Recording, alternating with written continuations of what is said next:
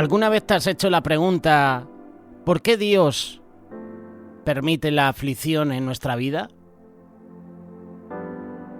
¿Te has hecho la pregunta, Señor, si hago todas las cosas bien, no hago mal a nadie, asisto a la iglesia cada domingo, ¿por qué me vienen estas pruebas? ¿Por qué permites las aflicciones en mi vida? ¿Alguna vez nos hemos hecho estas preguntas? Yo me las hago. Señor, ¿por qué? Y no es por qué, es para qué. De esto hemos hablado en alguna ocasión aquí en Radio Solidaria. La aflicción es una parte inevitable de la experiencia humana. En nuestra fe nos preguntamos por qué un Dios amoroso permite el dolor y el sufrimiento. Y la Biblia ofrece varias perspectivas sobre esa cuestión. En la palabra de Dios podemos encontrar consuelo y propósito en medio de nuestras pruebas. La aflicción puede ser una prueba de fe, similar a cómo el fuego refina el oro. Dios usa nuestras dificultades para fortalecer nuestra dependencia de Él, es decir, para purificar nuestra fe. Romanos capítulo 5, versículo 3 y 4 dice que la tribulación produce paciencia, y la paciencia, carácter, y el carácter, esperanza. A través de nuestras luchas, Dios nos va moldeando y nos ayuda a crecer espiritualmente. Crecimiento espiritual es el tema que Miguel Díez y Ramón Ubillos en varias ocasiones en el programa Pan del Cielo nos han compartido. ¿Cómo crecer espiritualmente? Pasos, consejos para el crecimiento espiritual. En Solidaria TV puedes encontrar estas reflexiones. Nosotros las ofrecemos de lunes a viernes en la programación de Radio Solidaria. Pablo escribe en la segunda carta de Corintios, capítulo 12, verso 9, que Dios le dijo: «Bástate mi gracia, porque mi poder se perfecciona en la debilidad». Es decir, que nuestras debilidades nos llevan a depender más plenamente de la gracia y el poder de Dios. Nuestras respuestas a las pruebas pueden servir como un testimonio de la fidelidad de Dios a los demás. Nuestra perseverancia en la fe puede inspirar a otros a confiar en Dios en sus propias dificultades. En la Biblia tenemos ejemplos de hombres y mujeres que pasaron por pruebas. Y quiero presentarte dos ejemplos. En primer lugar, el ejemplo de Ana. Y en segundo lugar, el ejemplo de Jairo. Ana, la madre de Samuel, es un ejemplo de una mujer que enfrentó aflicción y la enfrentó con fe y devoción a Dios. Ana era una mujer estéril. Era una mujer afligida por su incapacidad para tener hijos, especialmente en una cultura donde la maternidad era altamente valorada. Si las mujeres eran estériles, era sinónimo de maldición. Así decían los judíos, así decían los fariseos y los escribas. Si eres estéril es porque hay pecados en tu vida. Y esto me recuerda a los amigos de Job. Job, estás así, has perdido todo, has perdido tu ganado, has perdido tus posesiones, has perdido a tus hijos porque hay pecados en tu vida. Algo estás haciendo mal. Y esto es un error que cometemos. Puede ser que el Señor permita momentos de prueba, de aflicción en ciertas personas para quebrantar ese orgullo, para quebrantar esa vida, porque a lo mejor, sí, posiblemente haya pecados ocultos que esa persona tiene que confesar. Pero en otros casos no es por pecados, es para que la gloria de Dios se manifiesta en su vida. Los discípulos dijeron a Jesús: ¿quién pecó, este o sus padres para que naciera así ciego? Y Jesús le dijo: no es que pecó este o los padres, esto es para que la gloria de Dios sea manifestada en su vida.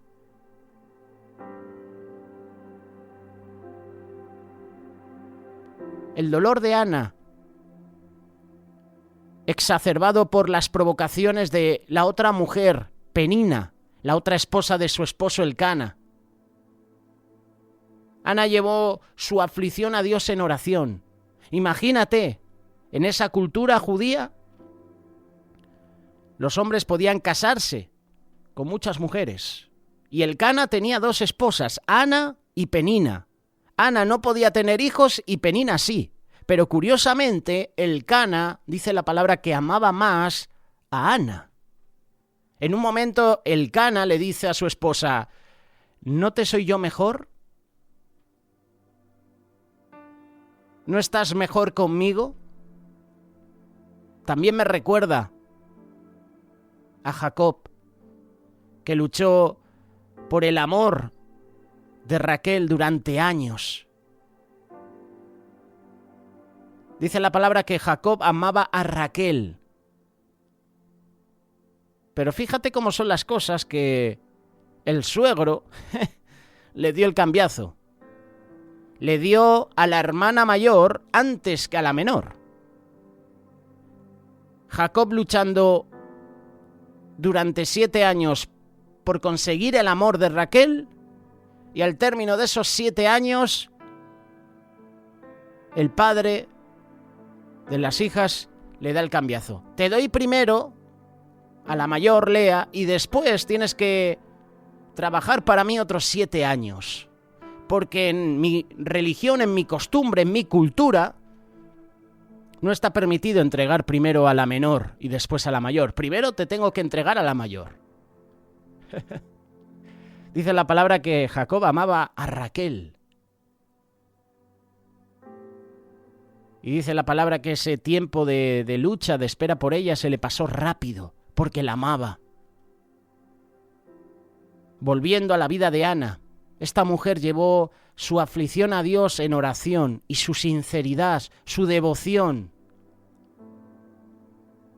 Quiero honrar a esas mujeres, a esas Anas que están entre nosotros en el anonimato, esas mujeres viudas que han perdido a sus maridos, a sus esposos, esas mujeres incluso que no pueden tener hijos.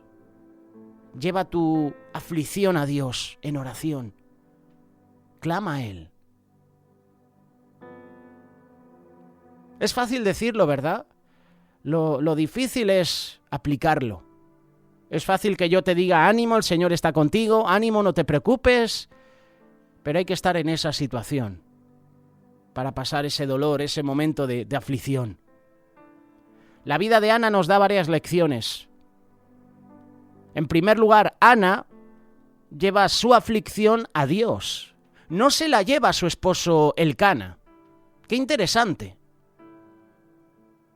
¿Y sabes por qué Ana no lleva el problema a su esposo?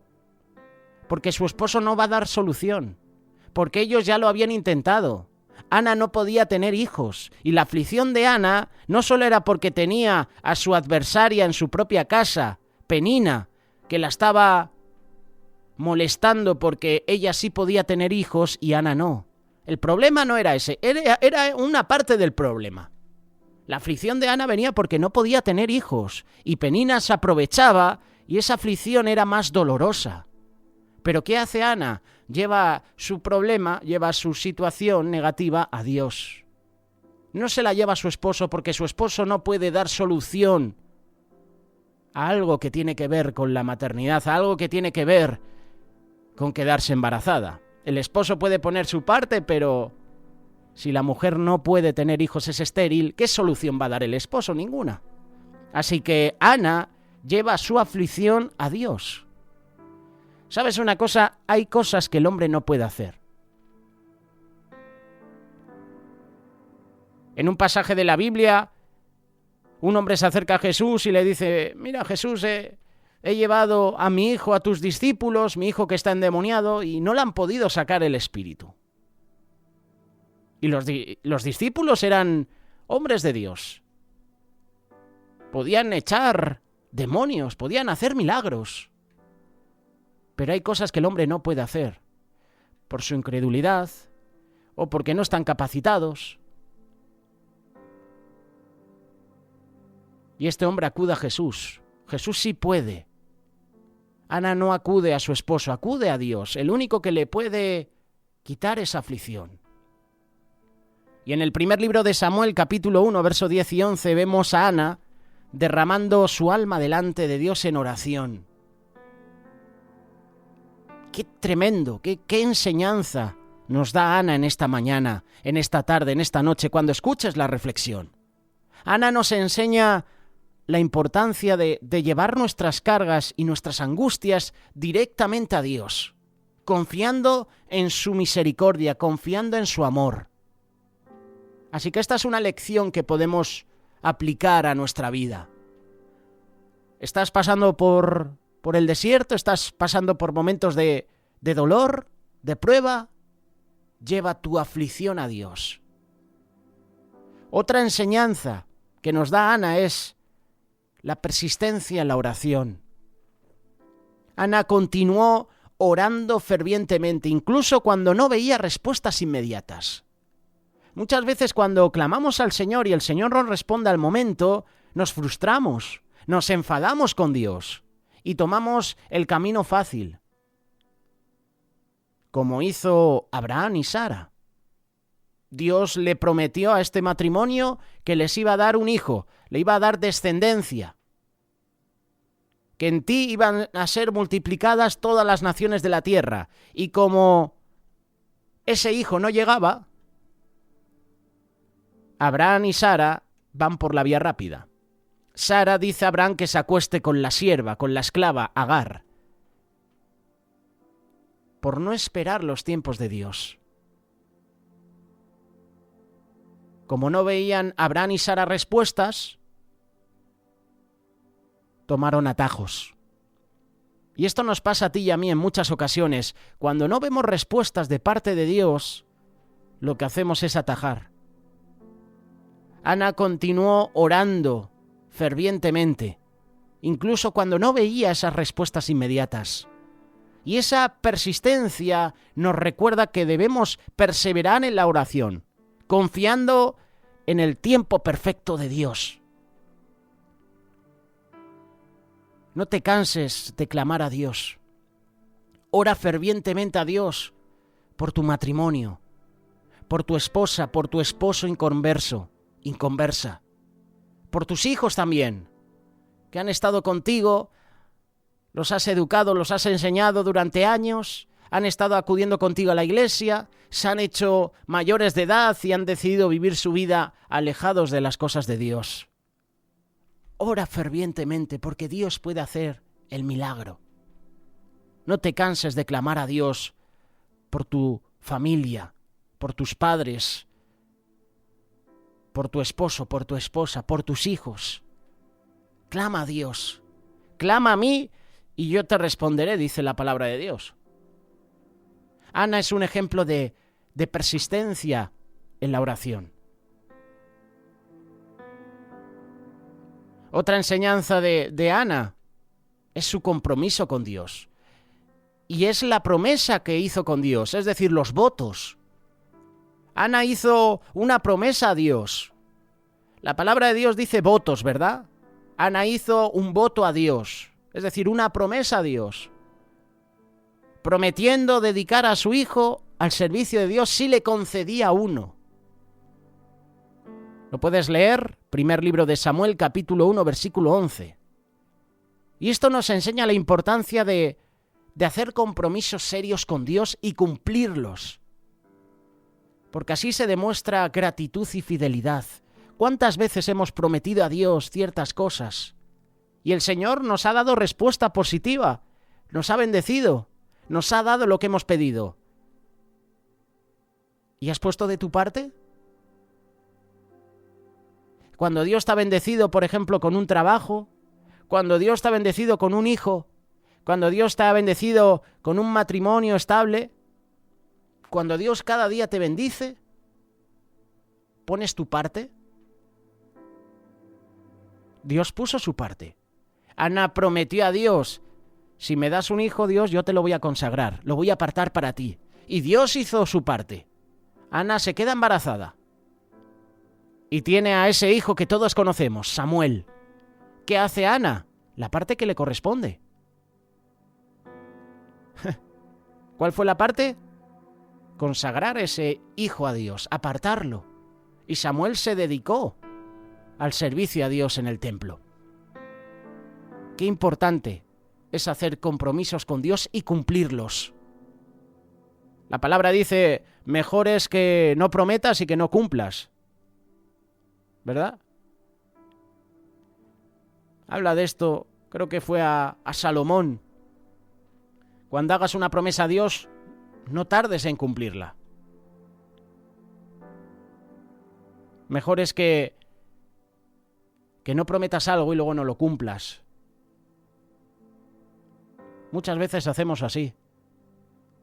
Prometemos al Señor, Señor, si cambias esta situación, si me ayudas en esta situación, prometo hacer las cosas mejor, servirte, prometo acudir a la iglesia, prometo cambiar mi carácter. Y cuando el Señor cambia la situación, ¿haces la parte que a ti te corresponde?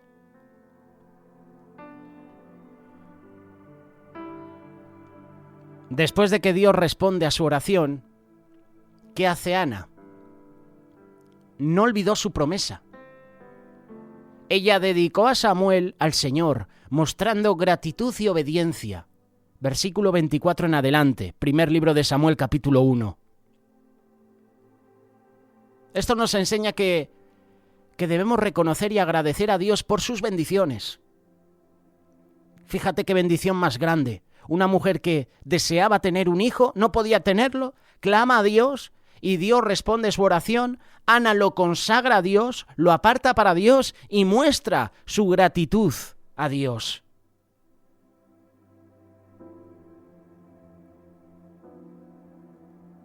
Ana nos recuerda que debemos reconocer y agradecer a Dios por sus bendiciones, cumpliendo nuestras promesas a Él. Qué gran enseñanza nos está dando esta mujer. La historia de Ana termina con un canto de alabanza. Primer libro de Samuel, capítulo 2, versículo del 1 al 10. Ana reconoce la grandeza de Dios y su intervención en su vida y su testimonio de fe. Y el testimonio, el ejemplo de Ana, nos puede inspirar a otros a confiar en Dios en medio de las aflicciones. Como Ana debemos llevar esas aflicciones, esas cargas, esas preocupaciones a Dios en oración, confiando en su amor, confiando en que Dios nos va a ayudar. No te rindas, incluso cuando no veas respuestas inmediatas. La perseverancia en la oración y la confianza en Dios es importante. Recuerda también que si haces votos o promesas a Dios, debes cumplirlos con gratitud, reconociendo sus beneficios en nuestra vida.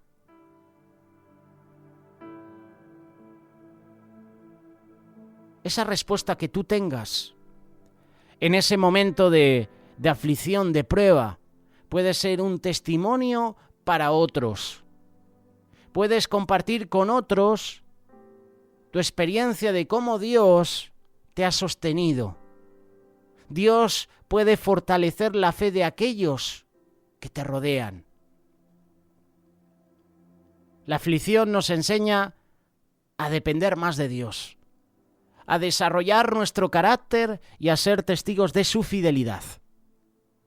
Y a través de este ejemplo de Ana, podemos aprender a llevar nuestras cargas a Dios, a perseverar en la oración, a cumplir nuestros compromisos y a compartir nuestro testimonio de fe con otros.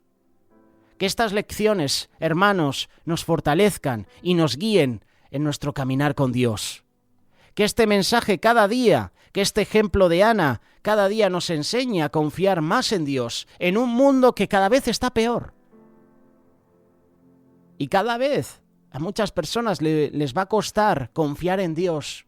De hecho, muchos que hoy dicen, Señor, Señor, mañana van a negarlo. Mañana decidirán vivir para el mundo. Cuando estés pasando por pruebas, si la estás pasando ahora, por momento de aflicción, persevera en la oración cada día.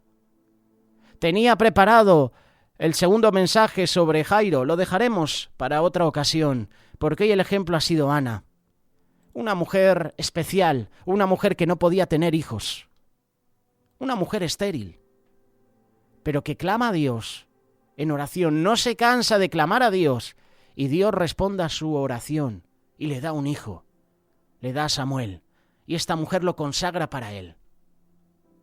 Cuando Dios haga el milagro en tu vida, sé agradecido, sé fiel. Y Ana hoy nos da este ejemplo.